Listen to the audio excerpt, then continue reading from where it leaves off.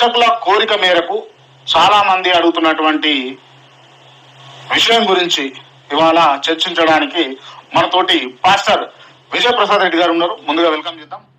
నమస్తే అండి. నమస్తే. బాగున్నారా? చాలా చాలా బాగున్నారు. రైట్. నాకు తెలిసి మీకు సెక్యులర్ భావాలు ఉంటాయని చెప్పేసి నేను అనుకుంటున్నాను. చాలా ఎక్కువ ఉన్నాయి కదా? రైట్. నేను చాలా పెద్ద సెక్యులర్ని. పెద్ద సెక్యులర్. Okay, right. అందరూ బాగుండాలని కోరుకుంటా, అన్ని మతాల వాళ్ళు. రైట్. దేశం బాగుండాలి, అన్ని మతాల వాళ్ళు బాగుండాలి. Right. Praise the lord. Praise the lord. Praise the lord. ఒక మాట praise the lord. Praise the lord మీరు ఏ ఉద్దేశంతో చెప్తున్నారు? మీరు యేసుప్రభువుని నమ్ముతున్నారా? ఎవరు? మీరు యేసుప్రభువుని అంటే నమ్ముతున్నారా? నమ్మితేనే చెప్పాలా? నమ్మితే కదా చెప్తారు. యాక్చువల్లీ ఇంతకు ముందుకు నేను సెక్యులర్ అని చెప్పేసి అన్నాను కదా. అవును. సెక్యులర్ అంటే మీనింగ్ ఏంది? మీరు సెక్యులరా? సెక్యులర్ అంటే మీనింగ్ ఏంటంటే అంటే సెక్యులర్ అంటే అందరూ బాగుండాలని కోరుకునే వ్యక్తి. అందరు బాగుండాలన్నా అందరినీ గౌరవించే వ్యక్తి. గౌరవించాలి, అందరినీ గౌరవించాలి. సరే. Praise the lord. అదే మీరు ప్రైజ్ ది లార్డ్ ఏ ఉద్దేశంతో చెప్తున్నారు నన్ను అడుగుతున్నాను. గౌరవంతో చెప్తున్నారు. నేను గౌరవంతో, నా మీద ఉన్న గౌరవంతో. అవును. Okay, praise the lord. నాకున్న గౌరవంతో నేను జై శ్రీరామ్ అంటున్నా. మీరు తిరిగి జై శ్రీరామ్ మీకోసం తప్పదు కదా. జై శ్రీరామ్. రైట్. మీ మీద నాకు ప్రేమ ఉంది, మీ మీద నాకు గౌరవం ఉంది. Praise the lord. మీరు నన్ను ప్రైజ్ ది లార్డ్, జై శ్రీరామ్. ప్రైజ్ ది లార్డ్, జై శ్రీరామ్. జై శ్రీరామ్. జై శ్రీరామ్. జై శ్రీరామ్. జై శ్రీరామ్. జై శ్రీరామ్. రైట్. ఇవాళ అంటే నేనైతే సాటిస్ఫై అయినా అంటే ఎందుకంటే నన్ను ప్రేమించి మీరు హిందువులైనా కూడా ప్రైజ్ ది లార్డ్ అన్నప్పుడు, నేను మిమ్మల్ని ప్రేమించి నేను క్రైస్తవునైనా కూడా మీరు జై శ్రీరామ్ అంటలో తప్పలేదు కదా. రైట్. మీరు నా కోసం తగ్గినప్పుడు నేను మీకోసం తగ్గాలి కదా. రైట్. Okay, thank you. నేను మీరు చెప్పాలనుకున్నా చెప్పిర్రు. అలా ఏముండదు. నేను సాటిస్ఫైడ్ గా నేను మీకోసం, మీరు నా కోసం. అంటే నేను ఖచ్చితంగా ఇంటర్వ్యూలో చాలా ప్రశ్నలు అడగాలని ఉండే, కాకపోతే కొన్ని కుదించుకొని అడుగుతా. అంటే ఈ అంశం చెప్పకపోతే ఖచ్చితంగా కొంచెం బాధపడేటోని. మీరు నన్ను హర్ట్ చేయలేదు.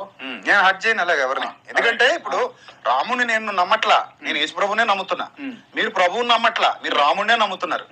కానీ మన ఇద్దరి మధ్య ఒక మంచి ప్రేమపూర్వక వాతావరణం కొనసాగాలంటే మీరు చెప్పింది నేను వినాలన్నా, నేను చెప్పింది మీరు వినాలన్నా గౌరవించుకోవాలి. మీరు ఆ మాట అన్నారు. సో కాబట్టి మీరు నా కోసం ప్రైజ్ ది లార్డ్ చెప్పి నా ప్రభువుని గౌరవించినప్పుడు, నేను మీకోసం జై శ్రీరామ్ అని చెప్పి మీ శ్రీరాముని గౌరవించడం వల్ల నాకు వచ్చిన నష్టం ఏమీ లేదు కదా. ఇంకా మిమ్మల్ని గెలుచుకోగలుగుతాను కదా. నేను మంచి పద్ధతే కదా అది. రైట్. దాన్ని నేను యాక్సెప్ట్ చేస్తా. ఇంటర్వ్యూ స్టార్ట్ చేద్దామా? హ్యాపీగా. రైట్. మిమ్మల్ని ఇంటర్వ్యూ చేయడానికి చాలా ప్రశ్నలు ఉన్నాయి. చాలా మందికి చాలా ప్రశ్నలు ఉన్నాయి. అదో కారణం. అండ్ ముఖ్యంగా మా ప్రేక్షకులు, కేఆర్టీవీ ప్రేక్షకులు ఖచ్చితంగా విజయప్రసాద్ రెడ్డి గారిని ఇంటర్వ్యూ చేయాలి అని అన్నారు కాబట్టి ఇంటర్వ్యూ చేస్తా ఉన్నా. ఇప్పుడు బయట వాళ్ళ ప్రశ్నలు అడుగుతారా, మీ ప్రశ్నలు అడుగుతారా? అన్ని కలిపి అడుగుతా అన్నా. అన్ని కలిపి. బయట వాళ్ళు అడిగితేనే చెప్తారా, మేము అడిగితే చెప్పారా? ఎవరు అడిగినా చెప్తా. మేము అడిగితే చెప్తారా? బయట వాళ్ళ ప్రశ్నలు ఉన్నాయన్నారు కదా, అందుకని. బయట వాళ్ళు కాదు, అంటే మీ మాటలు వినేవాళ్ళు. ఓకే, మాటలు వినేవాళ్ళు ఏం అడిగినా చెప్తా. అన్నిటికి సమాధానం ఏదైనా మీ ఇష్టం. ఓకే, ఇంటర్వ్యూ మొత్తం నవ్వుతూ చేద్దామా లేకపోతే ఉన్నట్టు చేద్దామా? నవ్వుతూనే చేయొచ్చు, ఏదైనా ఎలా అయినా చేయొచ్చు. మీకు ఎట్లా చేస్తే కంఫర్ట్? నాకు ఎలా చేసినా కంఫర్ట్. ఓకే, రెడీ ఉన్నారు మీరు? హ్యాపీ. ఓకే. ఎన్ని గంటలకు వచ్చారన్నా మీరు హైదరాబాద్ కి? మార్నింగ్ వచ్చా 11కి. మార్నింగ్ 11కి వచ్చారు. 11:50కి ఫ్లైట్ వచ్చింది. ఫ్లైట్ కి వచ్చిరా? ఓకే. బాగా రిచ్ అన్నా మీరు? బాగా రిచ్ అంటే ఇందులో డబ్బులు అయితే అంత రిచ్ ఏం కాదు. ఫ్లైట్ కి వచ్చినా ఉన్నారు కదా. ఫ్లైట్ కి 5,000 అవుద్ది అంతే. 5,000 అంతే. ఒక రోజుకు 5,000 ఖర్చు పెట్టి రోజు తిరగం కదా, అప్పుడప్పుడు తిరుగుతాం. నెలకు ఒకసారో, 2 నెలలకు ఒకసారో, 3 నెలలకు ఒకసారో తిరుగుతాం. 3 నెలలకు ఒకసారి అయినా, 2 నెలలకు ఒకసారి అయినా ఒక 5,000 అవలీలా ఖర్చు పెట్టే స్థాయిలోనే ఉన్నారు మీరు. పర్లేదు. మా నాన్న చిన్నప్పటి నుంచి బాగా పెంచారు మమ్మల్ని, బాగానే ఇచ్చారు. మీ నాన్నగారు ఇచ్చిన డబ్బులేనా లేకపోతే మీరు ఏమైనా సంపాదించిందో? నేను కూడా సంపాదిస్తా. ఎట్లా? మీటింగ్స్ కి అది వెళ్తుంటాను కదా. ఎంత ఇస్తారు మీటింగ్స్ లో? అది వాళ్ళ ఇష్టం, మేము డిమాండ్ చేయం. అంటే డిమాండ్ అంటే ఏముందంటే ఒక పద్ధతి ఉంటది కదా దేనికైనా, ఆ పద్ధతి ప్రకారం ఫాలో అయిపోతాం అంతే. అంటే ఏదైనా వాళ్ళ పరిస్థితిని చూసి. మామూలుగా బిజినెస్ కాదు కదా ఇది, మనం చేసేది బిజినెస్. పరిస్థితిని చూసి అంటే బిజినెస్ అన్నట్టు అనిపిస్తుంది నాకు. మీకు అనిపిస్తే నేనేం చేసేది బిజినెస్ కాదు. అంటే మన పాయింట్ ఆఫ్ వ్యూ ఎలా ఉంటదంటే, ఒక వ్యక్తి ఏ ఉద్దేశంతో చేస్తున్నాడు, ఆ వ్యక్తి యొక్క ఉద్దేశం ఏంటి, అతని పరిస్థితులు ఏంటి, అతని స్థాయి ఏంటి మనకు అర్థమవుతుంది కదా. సో దాన్ని బట్టి మూమెంట్ ఉంటుంది అంతే. మామూలుగా ఎంత ఛార్జ్ చేస్తారు మీరు? దేనికి మీటింగ్ మీటింగ్ నేను ఛార్జ్ ఏం చేయను అసలు. ఒక్కొక్కసారి అయితే అసలు ₹1 కూడా తీసుకోకుండా ఫ్రీగా వెళ్ళొచ్చిన సందర్భాలు ఇన్ని ఉన్నాయి. అంటే మీకు ఈ మీటింగ్స్ కండక్ట్ చేయడం కాకుండా, మీటింగ్స్ కి అటెండ్ కావడం కాకుండా ఇంకేమైనా పర్సనల్ బిజినెస్లు ఉన్నాయా మీకు? పర్సనల్ బిజినెస్ అంటే మా నాన్నగారు సంపాదించింది ఉంది అంతవరకు. నేను ఆస్తులు అడుగుతాను. నేను బిజినెస్ ఏమైనా ఉన్నాయా? బిజినెస్ ఏం లేవు, చేయట్లేదు. చేసేవాడిని ఫైనాన్సియర్ యాక్చువల్లీ, ఫైనాన్స్ బిజినెస్ చేసేవాడిని. ఇంకా మినిస్ట్రీలోకి వచ్చిన తర్వాత పూర్తిగా మానేసి ఇంకా ఇలానే ఉండిపోయి. మరి ఎట్లా అంటే ఓన్లీ మీటింగ్స్ కండక్ట్ చేస్తే కొందరు ఇస్తారు, కొందరు ఇవ్వరు, కొందరు ఇచ్చినంతనే తీసుకోవాల్సి వస్తుంది మీరు అంటారు. నాకు సరిపోద్ది, నాకు ఇబ్బంది ఏమి లేదు. 2 నెలలకైనా 3 నెలలకైనా ఒకసారి ఫ్లైట్ లో జర్నీ చేయాలంటే ఎక్కువ కావాలి కదా. ఎక్కువే ఉంది, 5,000 అంటున్నాను కదా. 3,500 నుంచి పడుతుంది టికెట్. రాను పోని 7,000 అవుతుంది ముందుగా టికెట్ బుక్ చేసుకుంటే. అంతే అయిపోతుంది, పెద్ద ప్రాబ్లం ఏం కాదు అది. మీరు ఒక్కరే వస్తారా? మీరు ఒక్కరే పోతారా? పోతా. ఫ్యామిలీతో వస్తారా? అప్పుడప్పుడు ఎప్పుడైనా రేర్ ఫ్యామిలీతో రెగ్యులర్ రాను, వాళ్ళకైనా పని ఉంటే. Right right okay. సరే అన్న, ఇంటర్వ్యూ స్టార్ట్ చేద్దాం ఇప్పుడు. సూపర్. విజయప్రసాద్ రెడ్డి మంచోడా చెడ్డోడా? నా వరకు నేను మంచోడే. మీ వరకు నేను చెడ్డోడు అయితే నేనేం చేసేది? నేను మార్చలేను కదా దాన్ని. మంచిగా నటిస్తున్న చెడ్డోడు అని నేను అంటా, మీరేమంటారు? నేను అసలు ఒప్పుకోను అలాగే. నేను ఆ వరకు నేను మంచోడు అని చెప్పేశాను కదా, అంతే. నేను అంటున్నా మంచిగా నటించే చెడ్డోడు అని అంటున్నా. 100 మంది అంటారు భయ్యా, అవన్నీ నేను తీసుకోను అసలు. నేను అంటున్నా భయ్యా, మీరు చెడ్డోళ్ళు. మీ ఇష్టం అది. That is your perception. మీరు మంచోళ్ళే. నేను చెడ్డోడిని అంటే ఏ రకంగా చెడ్డోడిని చెప్పాలి మీరు. ఓకే. ఇప్పుడు వాటర్ బాగాలేదు, మురిగ్గా ఉంది, ప్రూవ్ చేయాలి. విజయప్రసాద్ రెడ్డి చెడ్డోడు, ప్రూవ్ చేయాలి. రైట్. ఇప్పుడు ఇవే వాటర్ మంచిగా నీట్ కనిపిస్తున్నాయి కదా, దాంట్లో మలినాలు ఉన్నాయా లేవా అంటే మనకు కనబడే కానీ ఉంటాయి కదా కొద్దో గొప్ప 1%, 0.1% అది ఉంటది కదా, అది ఒప్పుకోండి మీరు ఫస్ట్. అంటే ఇప్పుడు నేను చెడ్డోడిని ఒప్పుకోవాలి అంతేనా? చెడ్డోడిని ఒప్పేసుకోవాలి. నిజం ఒప్పుకోండి అంటున్నాను. నేను చెడ్డోడిని కాదయ్యా. నేను ఎవరికి ఏ చెడ్డ చేయలే, నేను ఎవరికి అన్యాయం చేయలే, నేను ఎవరిని చీట్ చేయలే. సరే గొప్పోళ్ళ మీరు? నేను చెప్పట్లేదు అది. సరే గొప్పోళ్ళ నేను అడుగుతున్నా, గొప్పోళ్ళ? నా వరకు నేను గొప్పోని కాదు, చెడ్డోని కాదు, సామాన్యుడిని మీలాగే. రైట్. సేమ్ మీలాగే. Right okay. మీ క్రిస్టియానిటీలో ఉన్నటువంటి కొంతమంది పాస్టర్లను అమ్మతేజ కాంచెల్లి కొంతమంది పేరు మోసిన పాస్టర్ల దాకా తిడుతూ వస్తుంటారు. అంటే తిట్టట్లేదు, నేనేం తిట్టడం అంటే అది కండిషన్ లాంటి ఇస్తా ఉంటారు అంతే. అంతే కదా. అంటే ఇక్కడ వాళ్ళని మించిన గొప్ప పాస్టరు లేకపోతే మంచి వ్యక్తి అని చెప్పేసి మీరు ఫీల్ అవుతారా? నేను ఇక్కడ ఒకటి క్లారిఫై చేయాలి. నేను అదేంటంటే గతంలో తిట్టా చాలా సంవత్సరాల క్రిందట, అంటే కొన్ని పరుష పదజాలాలతో నేను అవి రెక్టిఫై చేసుకున్నా. దట్ ఈస్ నాట్ గుడ్ అని. అండ్ చిన్నప్పటి నుంచి నేను పెరిగిన వాతావరణం చాలా రూడ్ వాతావరణంలో పెరిగా. సో దానివల్ల నేను ఈ ఫీల్డ్ లోకి వచ్చిన తర్వాత అలా బిహేవ్ చేసి ఉండొచ్చు, maybe that is my mistake. అందుకని నేను దాన్ని రెక్టిఫై చేసుకొని ఈ మధ్య కాలంలో చాలా శాంతంగా, ప్రశాంతంగా, పద్ధతిగా మాట్లాడుతూ ఖండిస్తున్నారు అంతే. ఓకే. అంటే మీరు తిట్టిన వాళ్ళతో ఫ్రెండ్షిప్ చేయాల్సి వస్తే, సిచ్యువేషన్ వస్తే మళ్ళీ ఫ్రెండ్షిప్ కూడా చేస్తారు. ఫ్రెండ్షిప్ అంటే కలిసి కూర్చొని మాట్లాడము, అది ఎవరితోనైనా మాట్లాడతాం కదా. అంటే మీరు తిట్టిన అమ్మతేజతో కూడా కూర్చోవచ్చు. అరే ఎదురు పడితే మాట్లాడతాం కదా. కూర్చొని అంటే ఏంటి, ఫ్రెండ్లీగా కూర్చొని ఏదో. అంటే ఇప్పుడు మీ ఫ్రెండ్స్ కాదా? కాదు కాదు. ఎవరితో ఫ్రెండ్లీ రిలేషన్షిప్ కూడా లేదు? ఏం లేదు అసలు. ఎవరో నాకు తెలియదు 2 months బ్యాక్ వరకు. అంతకు ముందుకు తెలీదు నాకు. అంత ముందు కూడా తెలియదు నాకు అసలు. అతను ఎవరో 2 months బ్యాక్ వరకు నటిస్తురా? ఎవరు? నేనా? నేను సినిమా యాక్టర్ నా నటించడానికి? అంటే చూడడానికి కూడా తెల్లగా ఉంటే నటిస్తారా? స్మార్ట్ గా ఉన్నారు కదా. రజనీకాంత్ నల్లగా ఉంటాడు, నటించట్లేదా? మహేష్ బాబుని అడ్వాంటేజ్ తీసుకొని మీరు కూడా నటన చేస్తారేమో. రజనీకాంత్ నల్లగా ఉంటాడు, నటించట్లేదా? నేను అనేది మహేష్ బాబును అడ్వాంటేజ్ తీసుకొని మీరు నటిస్తారేమో అనుకుంటా. లేదు, అలాంటిది ఏమి లేదు. నటనలు ఏం లేవు. నటించడానికి ఏం కావాలి భయ్యా? నటించే పని ఏంది అసలు? ఓపెన్ అంత ఓపెన్. Okay right. సరే అన్న, చాలా తప్పిదాలు, చాలా అవకతవకలు జరుగుతా ఉన్నాయి క్రిస్టియానిటీలో. ఒప్పుకుంటారా దీన్ని? అన్ని మతాల్లో జరుగుతున్నాయి.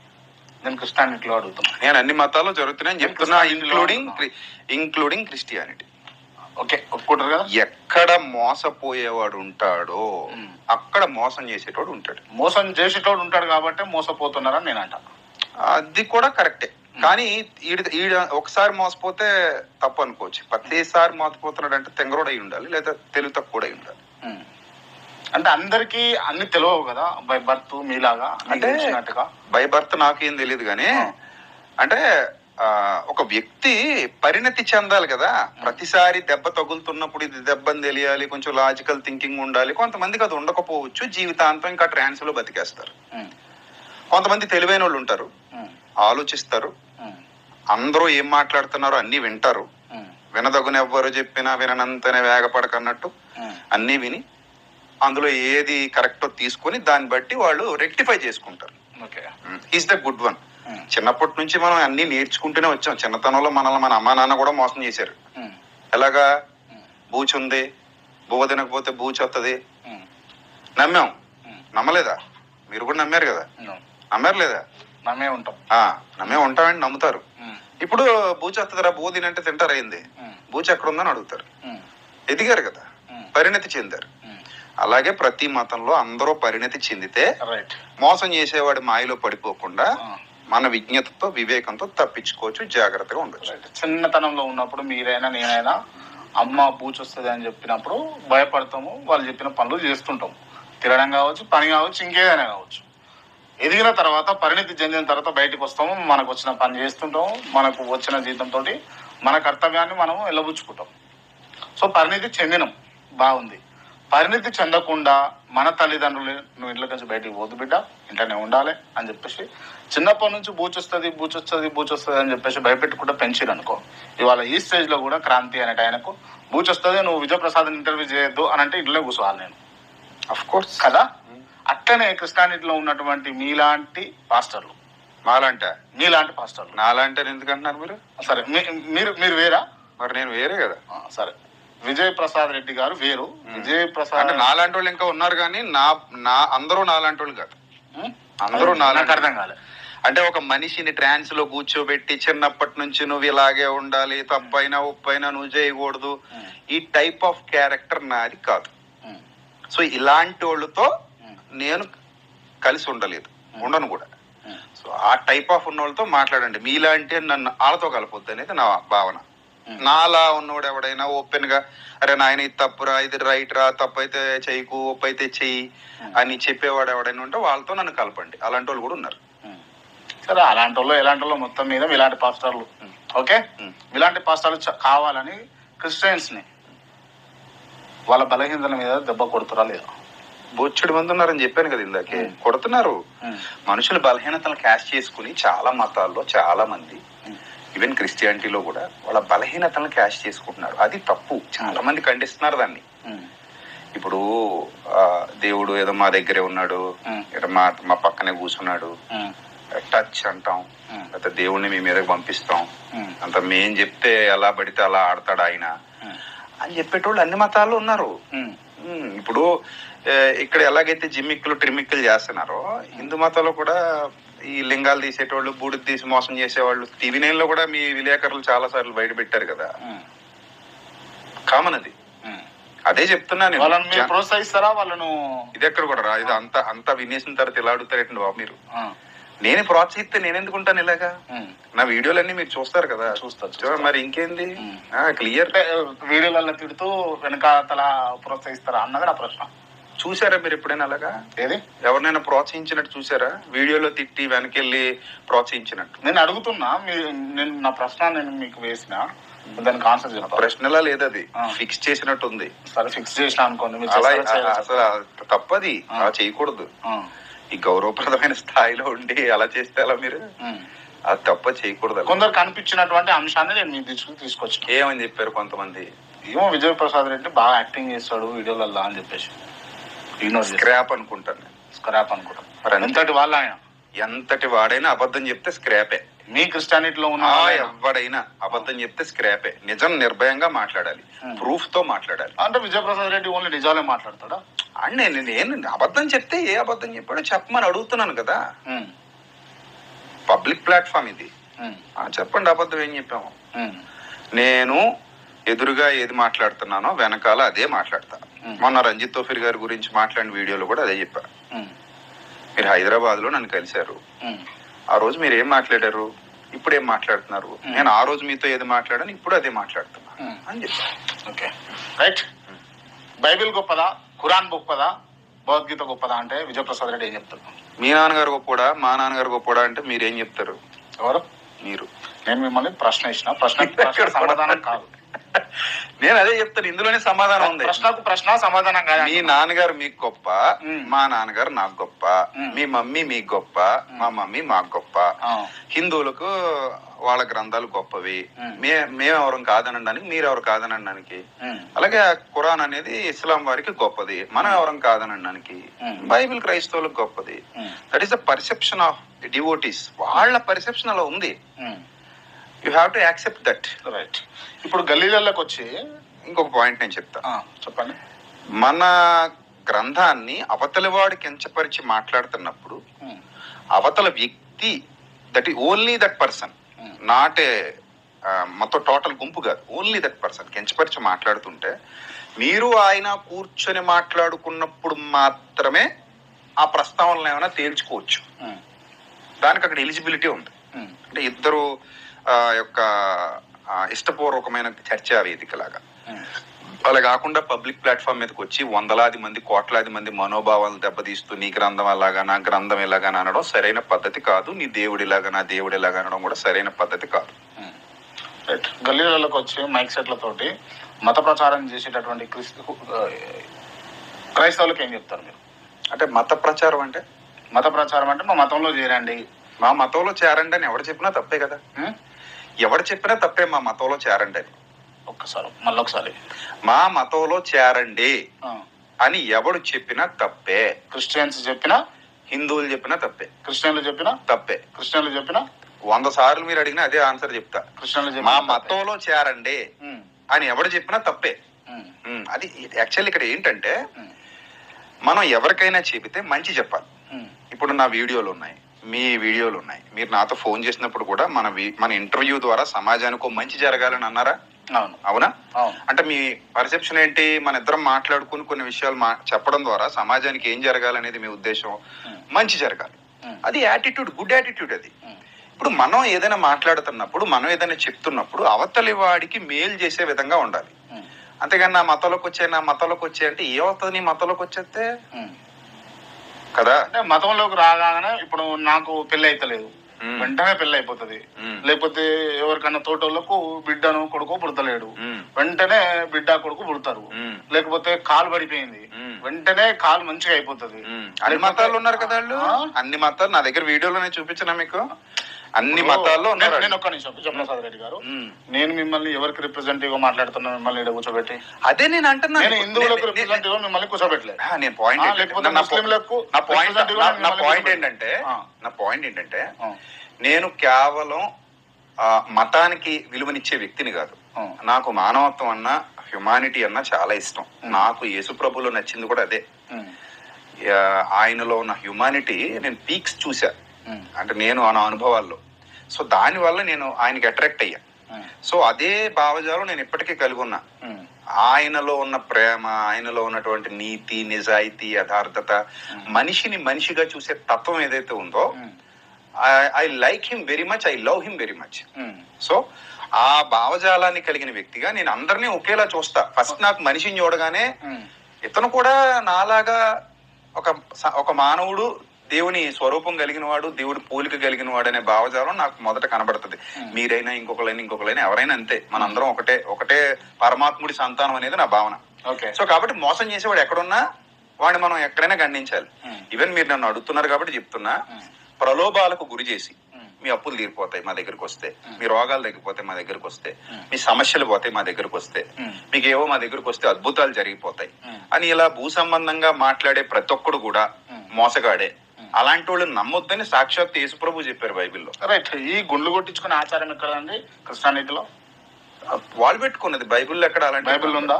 అంటే తలనీలాలు సమర్పించడం అని యూదుల ఆచారం ఒకటి ఉంది, కానీ అది మొత్తానికి గుండు కాదు. అది జస్ట్ వాళ్ళ పక్క తల వెంట్రుకలు కొన్ని కత్తిరించుకుంటారు. వాళ్ళకి ఏదో ఆచారాలు ఉన్నాయి, యోధాచారాలు.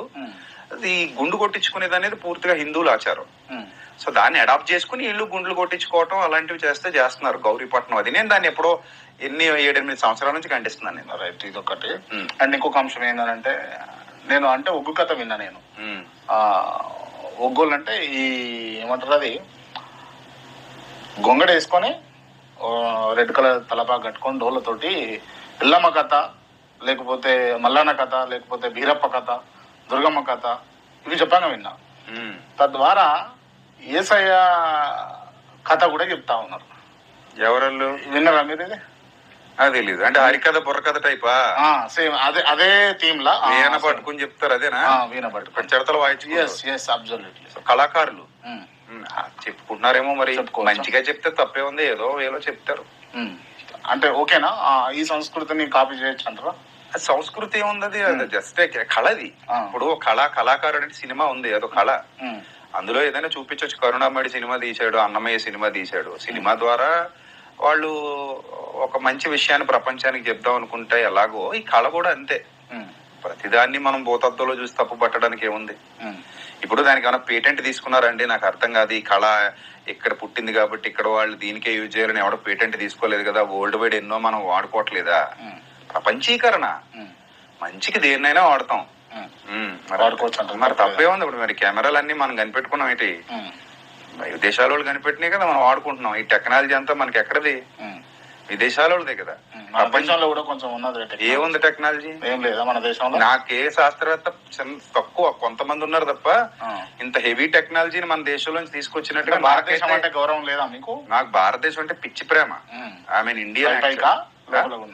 పైకా లోపల ఉన్నా అంటే ప్రూవ్ చేసుకుందాం అంటే చెప్పండి, మేమిద్దరం ఏదైనా చేద్దాం. పోనీ ఏం చేస్తారు? మీ ఇష్టం అది. అంటే ప్రూవ్ చేయడానికి ఏమన్నా కోస్తే ఏమన్నా ఇండియన్ అని రావాలా బ్లడ్? ఐ మీన్ ఇండియన్ అంతే. ఓకే, నేను నిజాయితీగా మాట్లాడతా. భారత్ మాతాకి జై. భారత్ కి జై అంటారు. భారత్ మాతాకి జై. మాతా అంటే ఏంటి? మాతృభూమి అనేనా? అంతేనా? అయితే భారత్ మాతాకి జై. భారత్ మాతాకి జై, నో డౌట్ ఎట్ ఆల్ అందులో. భారత్ మాతాకి జై.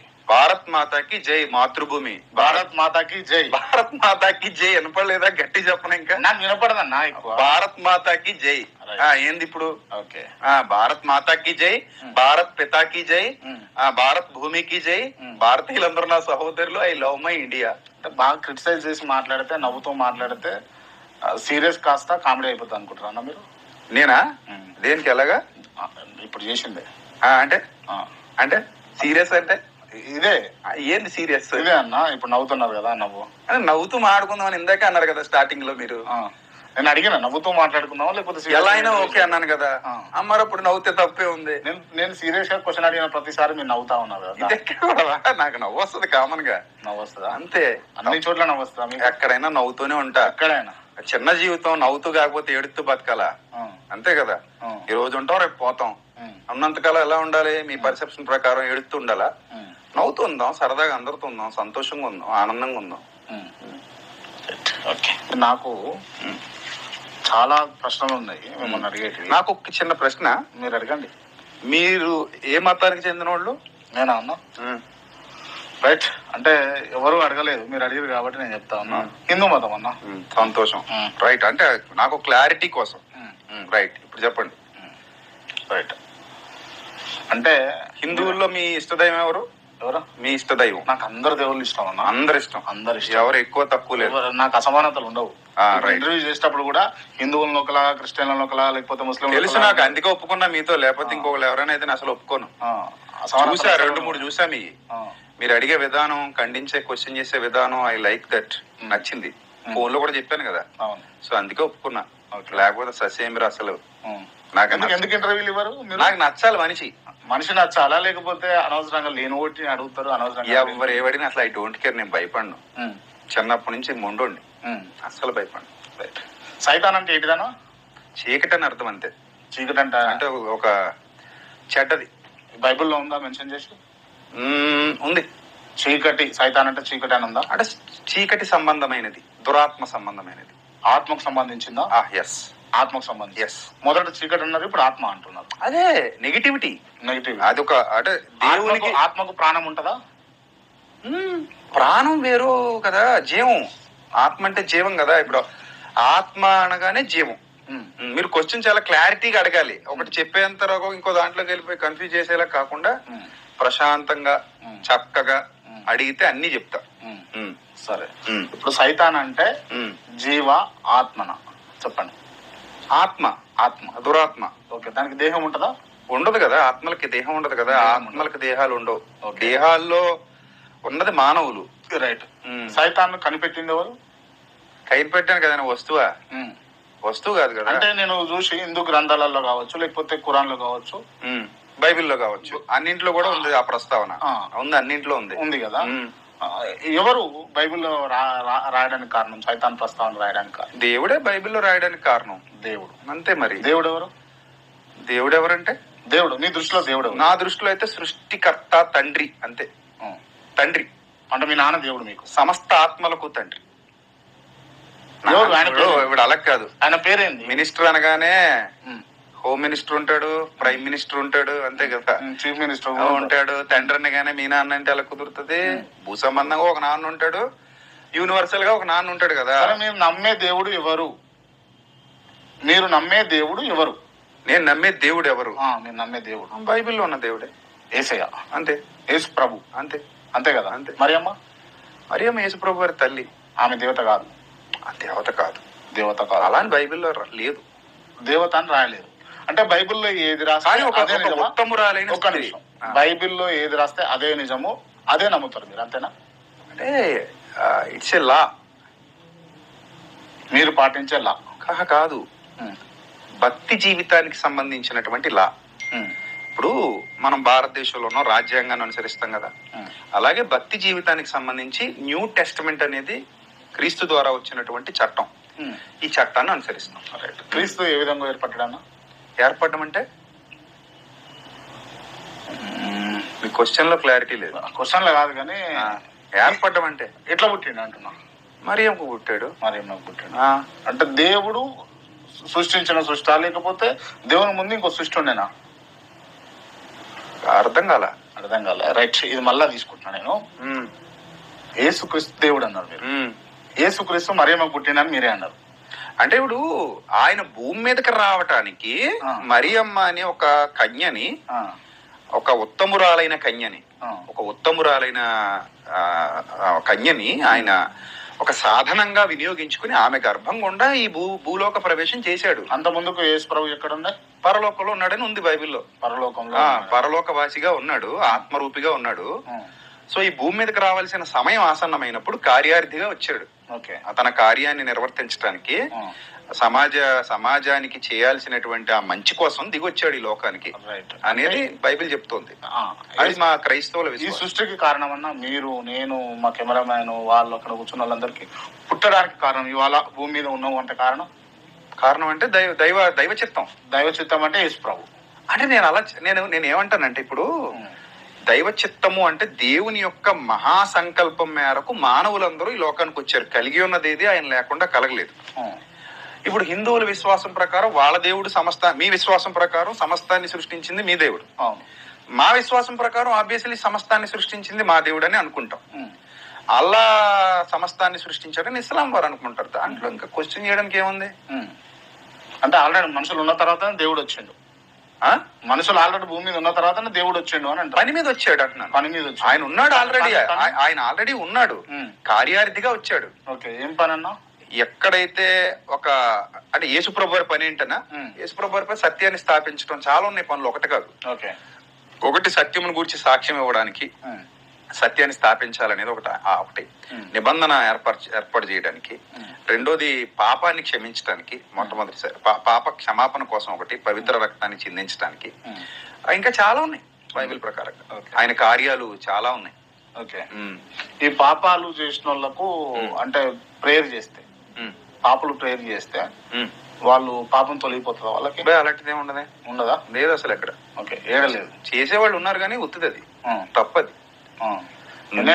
నేను ప్రార్థనలు చేసేస్తే మన పాపాలు ఎందుకు పోతాయి? మేము పోవు, అది లేనలేదు. ప్రార్థనలకి పాపాలు పోవు. ఈ తేలు ధరిస్తే లేకపోతే పాము ధరిస్తే మంత్రాలు వేస్తారు కదా కొంతమంది, ప్రేయర్ చేస్తే అట్లా సాధ్యపడుతుంది. బయట చాలా మంది సామాజికవేత్తలే నిరూపిస్తున్నారు కదా, తేలికి పావులకి మంత్రాలు వేయించుకోకుండా హాస్పిటల్స్ పోండి చచ్చిపోతున్నారని. అవును, ఇది అంతే, ట్రూత్ అది. పాపం చేసిన వాళ్ళని దేవుడు రక్షిస్తాడా? రక్షిస్తాడు. ఎందుకు రక్షిస్తాడు? మారు మనసు పొందితే అవకాశం ఇస్తాడు. రైట్. నేను రీసెంట్ ఒక పాస్టర్ ను ఇంటర్వ్యూ చేసిన, విజయ్ కుమార్ గారు. మీకు తెలుసు. నేను అప్పట్లో చాలా లంగా పనులు చేసేవాడిని. ఇప్పుడైతే అట్లా లేను, చాలా మారిపోయినా. ఇప్పుడు చాలా మంచిగా ఉన్నా. నేను దేవుని నమ్ముకున్న తర్వాత చాలా మారిపోయినా, ఒక పాస్టర్ గా ఉన్నా. నేను ఒక బోధకునిగా ఉన్నా అని అన్నారు కదా. అంటే గతంలో ఎన్ని పాపాలైనా చేసి దాని తర్వాత ఇప్పుడు ప్రాయశ్చిత్తం కావాలి అని చెప్పేసి మొక్కుకుంటే ఆ పాపాలు, గతంలో చేసిన పాపాలన్నీ కడిగేసుకున్నట్టు అయిపోతుందా? అంటే యాక్చువల్లీ ఒక మనిషి మారితే, పశ్చాత్తాపం చెందితే, మళ్ళీ పుడితే ఆ పాతది చచ్చి కొత్త జీవితం, కొత్త బతుకు మొదలెట్టాలనే నిశ్చయత ఎప్పుడైతే అంతరాత్మలో మొదలైందో ప్రతి చోట ఈ వెసులుబాటు ఉంది. ఇప్పుడు ఆల్రెడీ కరుణాకర్ సుబ్బుతో నేను డిబేట్ చేశా గతంలో. అప్పుడు కూడా హరినామస్మరణ చేస్తే రాక్షసుల పాపాలన్నీ తొలగిపోయి వాళ్ళు హరి హరి అంటే వాళ్ళు మనసు మారదు. యాక్చువల్లీ వాళ్ళు అలా దుర్మార్గంగానే ఉంటారు, కానీ హరి హరి అని హరినామస్మరణ చేసినందుకు వాళ్ళందరినీ స్వర్గాన్ని తీసుకెళ్తాడు హరి. అంటే దేవుని స్మరణ వల్ల పాపాలు తొలగిపోతాయనే బిలీఫ్ మీ హిందూ మతంలో కూడా ఉంది. ఇక్కడ మారు మనసు లేకుండా కూడా తీసుకెళ్ళినట్టుగా మీకు ఆ డిబేట్ చూస్తే తెలుస్తుంది. కరుణాకర్తో నేను చేసింది ఆ రోజు, మీ ఇద్దరు మాట్లాడుకున్నాం రాజమండ్రిలో. సో అందులో క్లియర్ గా ఎక్స్ప్లెయిన్ చేశా. ఇక్కడ కూడా బైబిల్లో ఒక మనిషి పాప పనులు చేస్తూ ఉంటే దేవుడు క్షమిస్తాడని లేదు. మీకు ఒకటి ఐడియా ఉండే ఉంటది, రాష్ట్రపతి క్షమాభిక్ష పెడతాడు ఎవరికి? ఉరిశిక్ష పడ్డోళ్ళకి కదా. ఏ పరిస్థితుల్లో పెడతాడంటే ఇంక అన్ని దారులు మూసిపోయినప్పుడు కొన్నాళ్ళలో ఉరిదీస్తున్నారు అనగా అర్జీ పెట్టుకుంటారు, నేను మారాను, నాకు కొత్త బతుకుతా, ఇక మీద నీతిగా ఉంటా, ఒక ఛాన్స్ ఇప్పించండి, ఒక అవకాశం ఇప్పించండి అని బతిమలాడుకుంటే రాష్ట్రపతి గనక సంతకం పెడితే ఆ వ్యక్తి యొక్క ఉరిశిక్ష రద్దు చేయబడుతుంది. ఇన్ ద సేమ్ వే బైబిల్లో కూడా నువ్వు మార్పు చెంది ఆ పాత గతకాలపు జీవితాన్ని సమాధి చేసి కొత్తగా జన్మించడానికి ఇష్టపడితే I will give you a new life, I will support you with my Holi spirit అని దేవుడు ఒక వాగ్దానం చేసినట్టుగా బైబిల్లో రాయబడింది. అది నిజమైన పశ్చాత్తాపం. ఇప్పుడు గొంగళ పురుగు సీతాకోక చిలకగా మారినట్టు అందులో ఫేక్ కూడా ఉంటది కదా, వేషధారితనం కూడా ఉంటది. ఇందాక మీరు అన్నట్టు నటన అన్నారు కదా, అది కూడా ఉండొచ్చు. బోలెడంత మంది ఉన్నారు నటులు, అన్ని చోట్ల ఉన్నారు. సో ఆ స్థితిలోకి వెళ్ళడం, అలా వెళితే దేవుడు తప్పకుండా క్షమిస్తాడు. ఎక్కడైనా ఉంది అది, నేను అదే చెప్తున్నాను మీకు, క్షమిస్తాడు.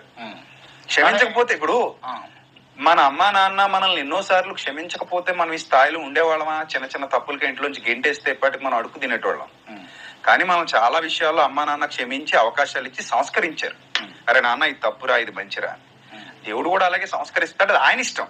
శృతి మించిపోతే చంపేయచ్చు కూడా, దేవుడికి అధికారం ఉంది సృష్టించినోడు కాబట్టి.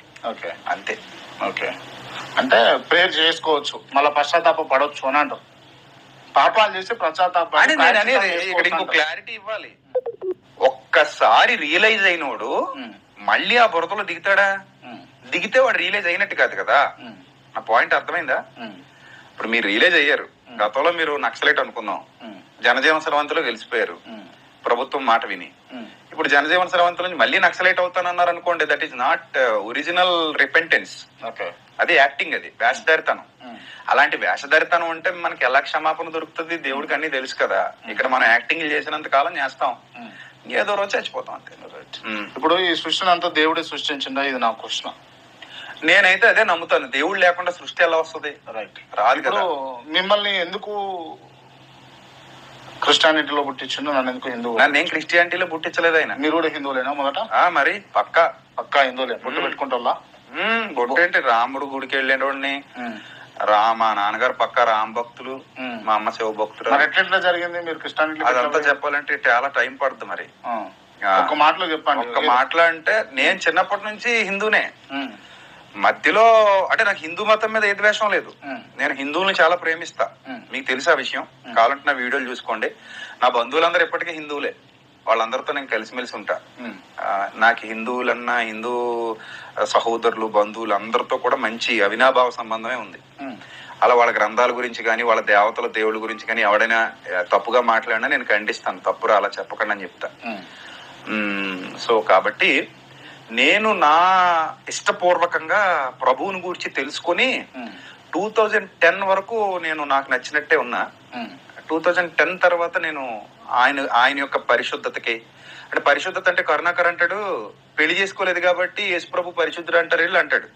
అది అతని పర్సెప్షన్, వక్రీకరిస్తాడు, తప్పది. యాక్చువల్లీ పెళ్లి చేసుకోకపోతే పరిశుద్ధుడు, పెళ్లి చేసుకుంటే పవిత్రుడే. నాకు అలా అయితే సల్మాన్ ఖాన్ కూడా పరిశుద్ధుడు అన్నారు, పెళ్లి చేసుకోలేదు కాబట్టి. సో అది కాదు అసలు. ఆ బైబిల్ ఎక్కడ సల్మాన్ ఖాన్ పరిశుద్ధుడు కాదా? అనాలంటున్నాను. ఆయన పెళ్లి చేసుకోలేదు కాబట్టి పరిశుద్ధుడు అంటే అలా పెళ్లి చేసుకోవాలి అందరినీ పరిశుద్ధుడు అనాలంటున్నాను నేను.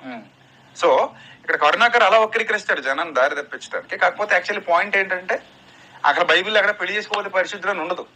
ఆయన పెళ్లి చేసుకోలేదు కాబట్టి పరిశుద్ధుడు అని ఎవడ అండ కూడా, ఏ బైబిల్ చదివేవాడు కూడా అండు. పరిశుద్ధత పవిత్రత అనేది ఈ పాపిష్టి లోకంలో శరీరధారిగా జన్మించి ఆలోచనల్లో గాని, క్రియల్లో గాని, నడతలో గాని, నడవడికలో గాని ఎక్కడా ఏ పాపం చేయకుండా చనిపోయేంత వరకు నీతిమంతుడు, యథార్థవంతుడు, పరిశుద్ధుడు, పవిత్రుడు, నిష్కల్మషుడు అనే ట్యాగ్ వేసుకున్నాడు. అది నన్ను చాలా ఆకర్షించింది. చాలా పుస్తకాలు చదివాను నేను. నా దగ్గర ఇంచుమించు ఒక 4 లక్షల రూపాయలు విలువ చేసే బుక్స్ ఉన్నాయి. ఇప్పటికున్నాయి నా ఇంటి దగ్గర. అన్ని బుక్స్ నేను పరిశోధన చేసుకున్న తర్వాత నన్ను ఎందుకో యేసుప్రభు బాగా ఆకర్షించాడు. మా చుట్టూ మా వాళ్ళు కొంతమంది వ్యతిరేకించిన మా వాళ్ళలో నేను ఇంకెవరిని పట్టించుకోవాలి. మీరు ఆ రోజు ఆ డిసిషన్ తీసేసుకున్నా. Right, fine. నాకు కొన్ని నిజాలు తెలవాల్సి ఉంది ఇంటర్వ్యూలో. సో విషయం ఏంటంటే ఫస్ట్ అంటే ఈ భూమి మీద క్రిస్టియానిటీ ఉండేనా, హిందూ మతం ఉండేనా? భూమి మీద చాలా రకాల మతాలు ఉన్నాయి. ఫస్ట్ బోల్డ్ ఉన్నాయి. నాకు చరిత్ర కదా ఎవరికైనా తెలిసేది, ఎవరైనా చేయాల్సింది. మనం పుడతల్లోకి మనకి ఏం తెలియదు కదా. మనం పుట్టి మహా అయితే 30 ఏళ్ళు, 40 ఏళ్ళు, 50 ఏళ్ళు. అంతకు ముందు ఏం జరిగిందంటే ఎవరికి తెలియదు. అది ఎవరు తెలుసుకోవాలన్నా దేని మీద బేస్ అయ్యి తెలుసుకోవాలి? చరిత్ర మీద బేస్ అయ్యే తెలుసుకోవాలి. వాట్సాప్ లో ఎవడో పెట్టాడని నమ్మేం కదా, చరిత్ర మీద బేస్ అయ్యి తెలుసుకోవాలి. అంటే హిస్టరీలో ఫస్ట్ మెసొపొటేమియా నాగరికత, ఈజిప్ట్ సివిలైజేషన్ ఉంది, హరప్పా మొహంజోదారో ఉంది, సింధు నాగరికత ఉంది. ఈ నాగరికతలన్నింటిలో కూడా ఎక్కడ హిందూ మతానికి సంబంధించిన ఆనవాళ్లు లేవు. విగ్రహాలు ఉన్నాయి, విగ్రహారాధన ఉంది, అలాగే యోధ మతం ఉంది. సో అంతే తప్ప ఒక మతాంది ఇది అని అనడానికి ఏది లేదు. ప్రపంచం అంతా ఒకే మతం ఉండేది అనేది అబద్ధం. రకరకాల మతాలు ఉండేవి. ఇప్పటికీ కూడా హిందూ పురాణాలు ఉన్నాయి, బైబిల్ పుస్తకాలు ఉన్నాయి, గ్రీకు పురాణాలు ఉన్నాయి. మీరు చదవండి. గ్రీక్ పురాణాలు మీకు ఇంటర్నెట్ లో అవైలబుల్ గా ఉంటాయి. చాలా ఇంట్రెస్ట్ గా ఉంటాయి. అన్ని ఉన్నాయి. ప్రపంచవ్యాప్తంగా బోలెడన్ని మతాలు ఉన్నాయి. ఈవెన్ మన భారతదేశం కూడా అనేక మతాల సమాహారం కదా. భారతదేశం ఇప్పుడు కొంతమంది నేను సెక్యులర్ అంటే ఒప్పుకొని అంటారు. ప్యూర్ గా మనం అందరం సెక్యులర్లమే ఎప్పటి నుంచో. మీరు సెక్యులర్ అయినా? నేను పక్కా సెక్యులర్. నేను అదే ఇష్టపడతాను. అందరూ బాగుండాలి, అందరూ ఉండాలి, అందరూ బాగుండాలి. ఇప్పుడు నా ఉద్దేశం ఏంటంటే క్రాంతి గారు, కేవలం హిందువుల వల్లే భారతదేశం డెవలప్ అయిందంటే మీరు ఒప్పుకుంటారా? మీరు చెప్పండి, ఒప్పుకుంటారా? అర్థం కాల. కేవలం హిందువుల వల్లే, హిందువులు అనొద్దు, ఒక హిందూ మతం వల్లే భారతదేశం డెవలప్ అయిందంటే ఒప్పుకుంటారా? నేనైతే ఒప్పుకోను. ఎందుకంటే అందరూ కలిసి భారతదేశాన్ని డెవలప్ చేసుకుంటున్నాం. We are all Indians. మన భారతదేశం బాగుండాలి. డెవలప్మెంట్స్ జరుగుతున్న మధ్యలో ఒక వ్యక్తిని కావాలని టార్గెట్ చేసి, ఒక వ్యవస్థను కావాలని టార్గెట్ చేసి మతంలోకి రండి అని ఇన్వైట్ చేయడం ఒక రకంగా అభివృద్ధి సార్. అలాగా అలా వచ్చేస్తారు సార్, పిచ్చోళ్ళు అయితే వస్తారండి. అలాగా మతంలోకి రండి అంటే ఎందుకు వచ్చేయాలంటే నాకు అర్థం కాదు. ఇప్పుడు నేను అంటాను మిమ్మల్ని మతంలోకి రండి అని, మీరు వచ్చేస్తారా? మీకంటూ సెన్స్ ఉంటది కదా. దానివల్ల ఒకవేళ మీరు ఇలా మతంలోకి వచ్చినా మీ అభివృద్ధి ఏమైపోద్ది? నేను మీ మతంలోకి వస్తే మీ అభివృద్ధి ఏమైపోద్ది? నా అభివృద్ధి ఏమైపోద్ది? మతం వ్యక్తిగతం, బతుకు మామూలు కదా. ఇప్పుడు మనం ఏం చేసినా కూడా ఏదో ఒకటి వ్యవసాయమో ఇంకోటో నడుస్తుంది కదా. ఇప్పుడు తల్లిదండ్రులు ఇచ్చిన ఆశతో ఏదో నడుస్తుంది. సో మతం వల్ల అభివృద్ధి ఆగిపోద్ది అనేది అబద్ధం. అలాగే మతం వల్ల అభివృద్ధి జరుగుద్ది అనేది కూడా అబద్ధం. ఇప్పుడు మన దేశం ఉంది, ముస్లిమ్స్ ఉన్నారు, చాలా కష్టపడతారు, చాలా ఎఫర్ట్స్ పెడతారు. హిందువులు ఉన్నారు, చాలా మంది గొప్ప వాళ్ళు ఉన్నారు హిందువులు. వాళ్ళు దేశం కోసం చాలా ఎఫర్ట్స్ పెట్టారు, చాలా కష్టపడ్డారు. అలాగే క్రిస్టియన్స్ కూడా ఉన్నారు మన దేశంలో. ఇప్పుడు వాళ్ళందరూ గొప్ప ఎఫర్ట్స్ పెట్టారు, కష్టపడ్డారు, కష్టపడుతూనే ఉన్నారు. సో అందరి వల్ల దేశం అభివృద్ధి చెందుతుంది. నా దృష్టిలో భారతదేశం సమైక్యంగా ఉండాలి, సెక్యులర్ గా ఉండాలని నేను ఎందుకంటానంటే, ఒకే మతం 15వ శతాబ్దం లేదా 16వ శతాబ్దం వరకు, లేదా పోర్చుగీస్ వాళ్ళు వచ్చేంత వరకు మన భారతదేశంలో ఒకటే మతం ఉంది. ఏ అభివృద్ధి చెందేసింది మన భారతదేశం? అప్పుడు అభివృద్ధి చెందకుండా అడ్డుకున్న వాళ్ళు ఎవరు? అసమానతలు ఎక్కడి నుంచి వచ్చినాయి? సతీ సహగమనం ఉంది మన భారతదేశంలో అప్పటికే. బాల్య వివాహాలు ఉన్నాయి. మొన్న ఎవరో ఆయన పేరేం పేరు బంగారయ్య శర్మ గారికి నేను మాట్లాడుతూ, ఆయన సార్ మీరు తప్పు సార్ మీరు చెప్పేది, సతీ సహగమనం బాల్య వివాహాలు మనవి కావన్నారు, మీరు తప్పు సార్ అని చెప్పి నేను ప్రూఫ్లు ఇచ్చి మరీ మాట్లాడా. మీరు ఆ వీడియో కూడా యూట్యూబ్ లో చూడొచ్చు. సో ఉండేవి సార్, మనవే సార్ అవి, మీరు అబద్ధం చెప్పకుండా ఉన్నట్టు మాట్లాడండి సార్ అని చెప్పాను బంగారీ శర్మ గారికి. సో కాబట్టి శూద్రుణ్ణి చాలా హీనంగా చూడడం, ఇప్పటికీ గుళ్ళలోకి వెళ్ళనివ్వకపోవటం, ఇలాంటి మూఢాచారాలు మన భారతదేశంలో కూడా ఉండేవి. మనిషిని మనిషిగా చూసేవాళ్ళం కాదు. మన తాత ముత్తాతలు తగలడ్డారు అలాగా. మనం వచ్చాక మనం రియలైజ్ అయ్యాం. మనం ఇప్పుడు అలా చూడట్లా, మనం అందరినీ సమానంగా చూస్తున్నాం, మనిషిని మనిషిగా చూస్తున్నాం. కానీ మన తాత ముత్తాతలకి ఈ జ్ఞానం చెప్పేటోడు ఎవడో లేడు ఇక్కడ. లేక మూతికి ముంత కట్టుకోవాలి, ముట్టుకి చూపులు కట్టుకోవాలి, ఆ తర్వాత రోడ్ల మీద నడవకూడదు, మా వైపు రాకూడదు, చెప్పులు వేసుకొని తిరగకూడదు, ఇంత హీనంగా చాలా ఉన్నాయి అలాంటివి. వాళ్ళని చంపేసినా తప్పు లేదు, వాడు ఏదైనా చదివితే 4 కోసేయాలి, ఇలాంటి దురాచారాలు ఉండేవి. సో తర్వాత ప్రపంచీకరణ అనేది జరిగిన తర్వాత కదా మనం అందరం అభివృద్ధి చెందాం. ఇప్పుడు ఎక్కడైనా ఏ దేశంలోనైనా కొత్త టెక్నాలజీ వచ్చిందంటే మనం అడాప్ట్ చేసేసుకుంటున్నాం. సో అందరి వల్ల ఈ దేశం అభివృద్ధి చెందుతుంది తప్ప ఒక మతం వల్ల ఎప్పుడు దేశాలు అభివృద్ధి చెందవు. అది నా ఉద్దేశం. అందుకే సెక్యులర్ అని ఎందుకంటానంటే, బౌద్ధం మన దేశాందే, మరి సిక్కులు మన దేశస్తులే, జైనులు మన దేశస్తులే. అలాగే హైందవ్యంలో కూడా వైష్ణవులు శైవులు వేరు ఉండేవారు. వాళ్ళిద్దరికి పడేది కదా. మీరు దశావతారం సినిమా చూస్తే మీకు అర్థమైపోద్ది కదా, అది ఒరిజినల్ అది. సో వాళ్ళిద్దరికి ఇప్పటికీ పడదు. పైకి ఒకవేళ మాట్లాడుకున్నట్టు నటించినా అది వేరు, రెండు వేరు. వాళ్ళని వీళ్ళు ఒప్పుకోరు, వీళ్ళని వాళ్ళు ఒప్పుకోరు. శైవాన్ని వైష్ణవం ఒప్పుకోదు, వైష్ణవాన్ని శైవం ఒప్పుకోరు. అలాగా ఒకవేళ మొత్తం భారతదేశం అంతా ఒకటే మతం ఉన్నా మళ్ళీ ఇది ఇలాంటివి వస్తాయి. మళ్ళీ శైవం వైష్ణవం అంటారు. మళ్ళీ అంతెందుకు, మన సాయిబాబాని ఆరాధించే వాళ్ళు మన హైందవ సోదరులు. మా ఊళ్ళో మంచి గుడి ఉంది. మా ఊళ్ళో గుడికి మా హిందూ సోదరులు అందరూ, మా బంధువులు అందరూ సాయిబాబా గుడికి వెళ్తారు. ఈ మధ్యకాలంలో ఈ దరిద్రాన్ని బయట తీసుకురాలేదా? సాయిబాబా మనోడు కాదు, అతన్ని వెలేయాలి, తిట్టాలి, తిమ్మాలని రకరకాలు మాట్లాడుతున్నారు. సాయిబాబా మన దేశంలో పుట్టినోడే కదా, మన దేశంలో భారతీయుడు అతను కాదా, పరాయి దేశం నుంచి వచ్చినోడు కాదు కదా, భారతీయుడు. ఓ భారతీయుడు ఆరాధిస్తుంటేనే మన వాళ్ళకి నచ్చట్లా కదా. కాబట్టి సెక్యులర్ అనేది మంచిది, తప్పు కాదు అది. లేదు మొత్తం మేమే ఉంటాం, ఏం ఉద్ధరిస్తావు చెప్పు అని అడగాలి ఇలాంటి వాళ్ళని, మతోన్మాదుల్ని. చాలా మంది హిందువులు సెక్యులర్ కి సపోర్ట్ చేస్తారు, నిజమైన హిందువులు. ఎందుకంటే వాళ్ళకి తెలుసు ఒక అబ్దుల్ కలాం ఏం చేశాడో తెలుసు దేశానికి, ఇంకా చాలా మంది అంబేద్కర్ లాంటి మహానుభావులు ఏం చేశారో తెలుసు దేశానికి. సో కాబట్టి వాళ్ళకి అర్థమైంది కాబట్టి వాళ్ళు అలా ఉంటారు. అది నా అభిప్రాయం. ఆమె సెక్యులర్. మీ దృష్టిలో యేసు ప్రభు దేవుడా లేకపోతే రాముడు దేవుడా? అసలు ఆ క్వశ్చన్ అడగకూడదు. నేను అడుగుతా, తప్పది. మీరు చెప్పండి. అలా కాదు, నేను ఇందాక చెప్పాను కదా, మీ నాన్నగారు గొప్పోడా మా నాన్నగారు గొప్పోడా అన్నట్టు ఉంటది. తప్పది. నేను అడిగినా మీరు సమాధానం చెప్పండి.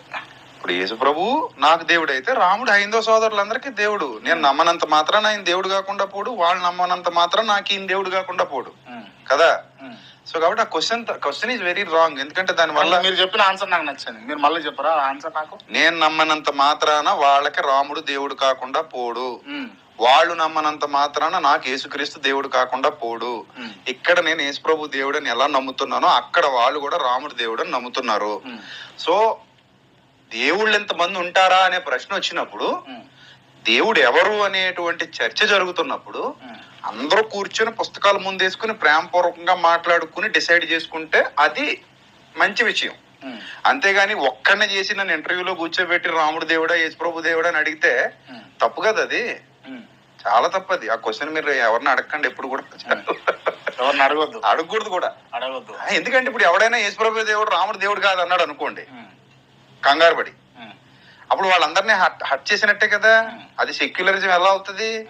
నేను అదే అంటున్నాను. ఇప్పుడు మా రాముడే దేవుడు, మిగిలిన దేవుడు కాదు అనేవాడు అసలు భారతదేశంలో ఉండకూడదు.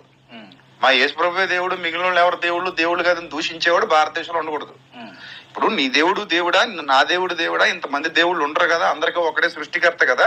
మనందరం కూర్చుని ఇష్టాగోష్ఠి ప్రేమపూర్వక చర్చ జరిపి ఆ దేవుడు ఎవరో తెలుసుకుందాం, ఆ దేవుడి లక్షణాలు ఏంటో తెలుసుకుందాం, దేవుడికి ఉండాల్సిన క్యారెక్టర్ ఏంటో తెలుసుకుందాం అని కూర్చుంటే అది యాక్సెప్టబుల్, రైట్? మరి హిందువుగా ఉన్నటువంటి మీరు క్రిస్టియానిటీలోకి పోవడానికి అసలైన కారణం ఏంటి? నేను చెప్పాను కదా, I like Jesus very much. నేను పరిశోధన చేశా. నా పరిశోధనలో నేను చదివిన అన్ని పుస్తకాలు ఎందుకు ఇంపాక్ట్ ఎడపడ్డా? నాకు ఇంపాక్ట్ ఎక్కడ పడిందంటే, దేవుడు అనగానే నాకు యేసుక్రీస్తు ఎందుకు అంటే యేసుక్రీస్తు బైబిలు ఎందుకు నచ్చాడంటే, నాకు ఆయన కొత్త నిబంధనలో ఆయన పరిచయం చదివిన తర్వాత ఫస్ట్ నేను కొత్త నిబంధనే చదివాను. పాత నిబంధన నేను చదవలేదు. స్టార్టింగ్ లో కూడా చెప్తున్నా, ఇప్పుడు కాదు. పాత నిబంధన యూదుల కోసం ఇవ్వబడింది స్టార్టింగ్ లో. అది క్రీస్తుకు పూర్వం 1600 సంవత్సరాల క్రిందట. క్రొత్త నిబంధన యేసుక్రీస్తు ద్వారా వచ్చింది. సో నేను ఫస్ట్ కొత్త నిబంధన చదివా. కొత్త నిబంధన చదివిన తర్వాత ఆయన మాటలు, ఆయన చర్యలు, ఆయన విధానాలు, ఆయన బోధలు, అదే కాకుండా మా ఇంట్లో వివేకానంద గారి పుస్తకాలు ఉండేవి. ఆయన పుస్తకాల్లో కూడా ఈయన గురించి పాజిటివ్ గా రాసినటువంటి కొన్ని మాటలు, గాంధీ మహాత్ముడు పుస్తకం, చిన్నప్పటి నుంచి మా ఇంట్లో పుస్తకాలు ఉండేవి ఎక్కువ. భగవద్గీత, భాగవతం. మా నాన్నగారు ఫ్రెండ్స్ అందరూ కూడా మా నాన్నగారికి ఎక్కువ బుక్స్ ఇచ్చేవారు. మా నాన్నగారు సిగరెట్ ఫ్యాక్టరీలో వర్క్ చేసేవారు. ఇప్పుడు లేదు అది. సో అక్కడ ఒక ఆంజనేయ స్వామి గుడి కట్టించడం, ఇలాంటివి మా నాన్నగారు ప్రతిరోజు సంధ్యావందనం చేయటం, ఇలాంటివి మా నాన్నగారికి భక్తి బాగా ఎక్కువ. సో నేను అదే ఫ్యామిలీలో పుట్టా. ఆ తర్వాత నేను పెద్ద అయిన తర్వాత, నా చదువు అంతా పూర్తయిన తర్వాత బిజినెస్ చేసుకుంటున్న టైంలో నేను బైబిల్ చదవడం మొదలు పెట్టిన తర్వాత అప్పుడు నేను రియలైజ్ అయ్యి, ఎంత మంచివాడు, ఎంత పరిశుద్ధుడు, ఎంత యథార్థవంతుడు, ఎంత చక్కటి జీవితాన్ని చూపించినవాడు, బతికి చూపించాడు. ఎక్కడ కూడా తన బ్రతుకులో పాపానికి చోటు ఇవ్వకుండా ఇంత గొప్పగా బ్రతికి చూపించాడు యేసుక్రీస్తు అని నేను ఆయన ఇష్టపడ్డాను. అంటే అంత గొప్ప వ్యక్తికి, ఏ పాపం చేయనటువంటి వ్యక్తికి ఎందుకు ఆ దండన జరిగింది? దండన వాళ్ళు వేయలేదు కదా. మీరు బైబిల్ చదవలేదు అనుకుంటా. యాక్చువల్లీ దండన వాళ్ళు కావాలని వేస్తే ఈయన వేయించుకున్నది కాదు, అది ఈయన ఇష్టపడి చేయించుకున్నది. అది ఎందుకట్లా? ఇప్పుడు సర్వ పాప పరిహారార్థం, అంటే మానవాళి పాప పరిహారార్థం, సర్వ మానవాళి పాప పరిహారార్థం, అంటే హిందువులు, క్రిస్టియన్లు ఎవరైనా కానీ అందరిది. ఎస్, అది ఆయన విశ్వసించిన వాళ్ళందరిది. ఓకే. ఆయన్ని విశ్వసించిన వాళ్ళందరి పాపాన్ని పరిహరించడం కోసం ఆయన మనిషిని పవిత్రీకరించే క్రమంలో బలులు అనేవి ప్రపంచవ్యాప్తంగా ఉన్నాయి. ఈవెన్ హిందూ మతంలో కూడా అశ్వమేధ యాగం అంటారు, బలులు ఉన్నాయి, బలులు ఇస్తారు. గోవులు కూడా బలులు ఇచ్చినట్టు హిందూ మత చరిత్రలో ఉంది. నా దగ్గర ఎవిడెన్స్ ఉంది, మీకు కావాలంటే ఇప్పుడే చూపించగలను. సో బలులు ఉన్నాయి.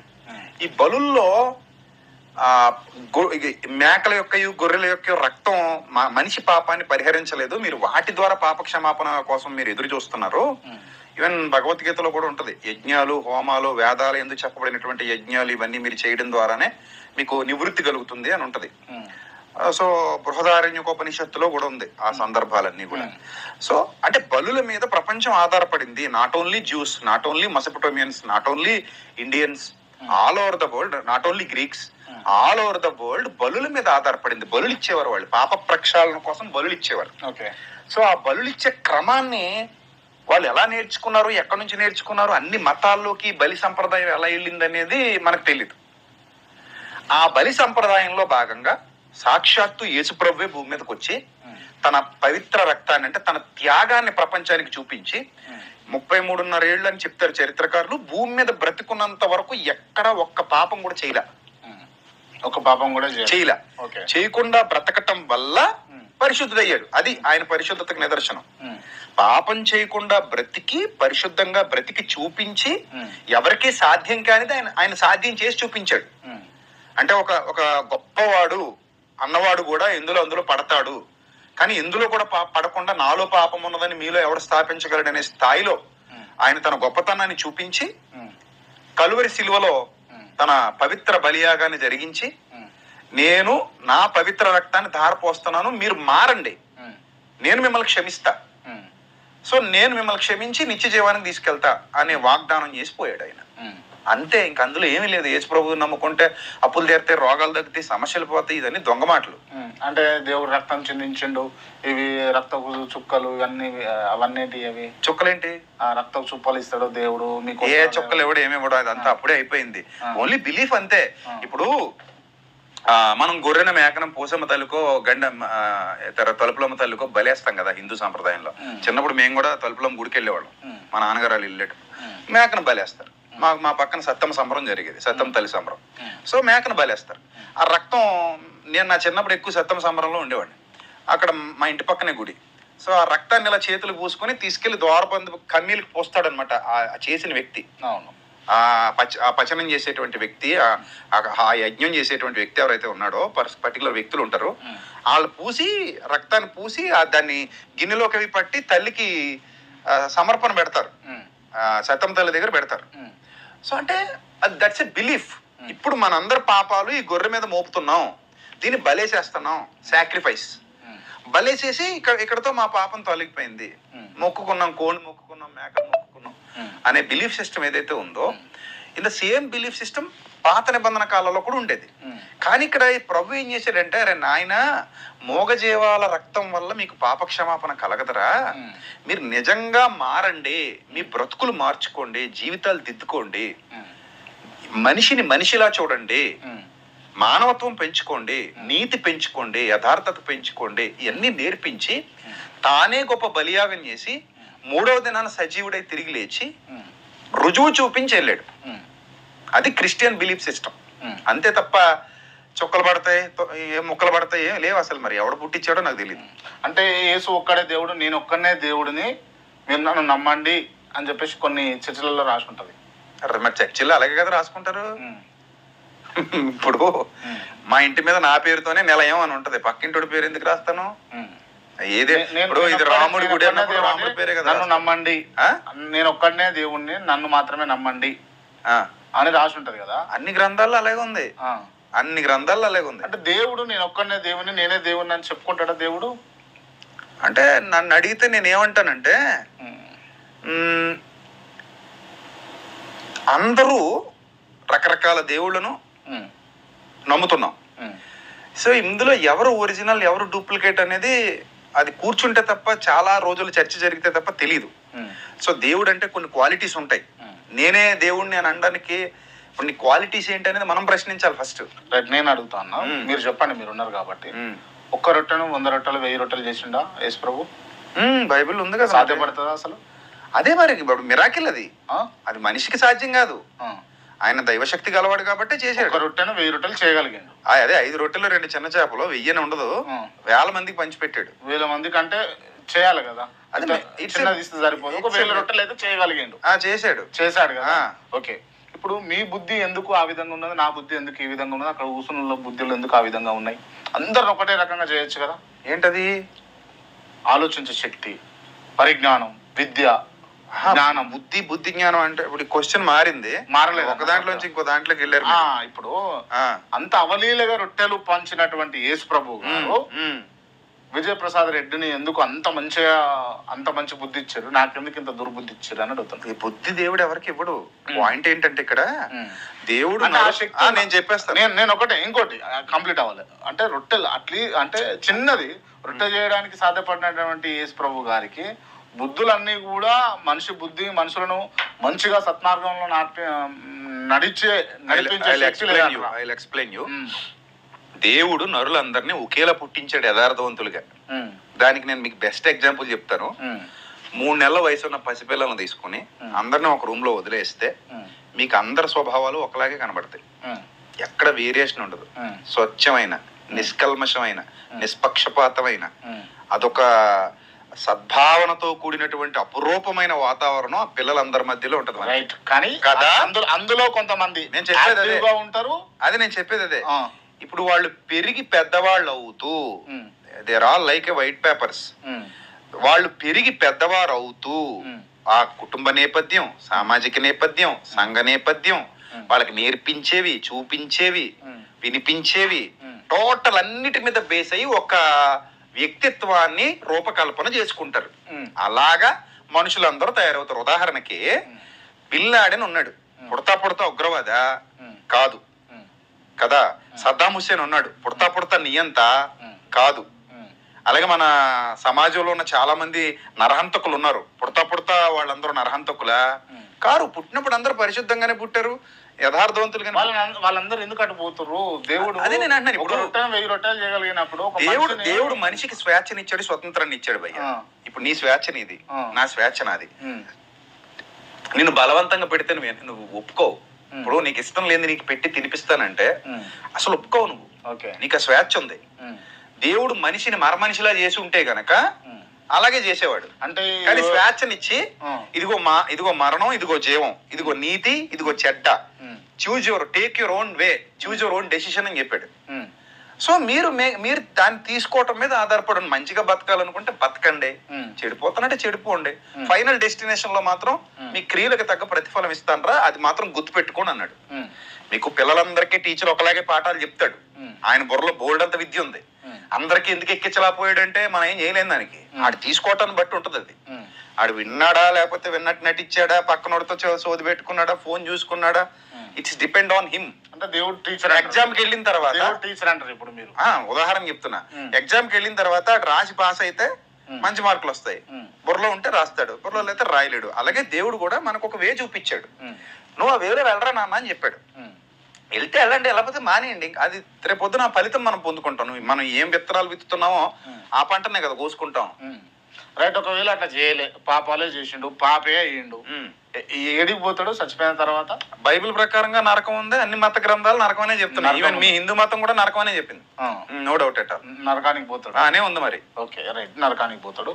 ఇప్పుడు ఒకవేళ ఎవరికైనా దేవుడు అంటే నమ్మినా నమ్మకపోయినా, ఒకవేళ మీ బిలీవ్ ప్రకారం ఇప్పుడు నేను హిందువును, నాకు మరణం తర్వాత నేను కూడా నరకం పోయేది ఉంటే ఏ నరకానికి పోతా? హిందూ మతంలో ఉన్నటువంటి నరకానికి పోతాను, లేకపోతే క్రైస్తవ మతంలో ఉన్న నరకానికి? అది నాకు తెలియదు, చచ్చిపోయాక చూద్దాం.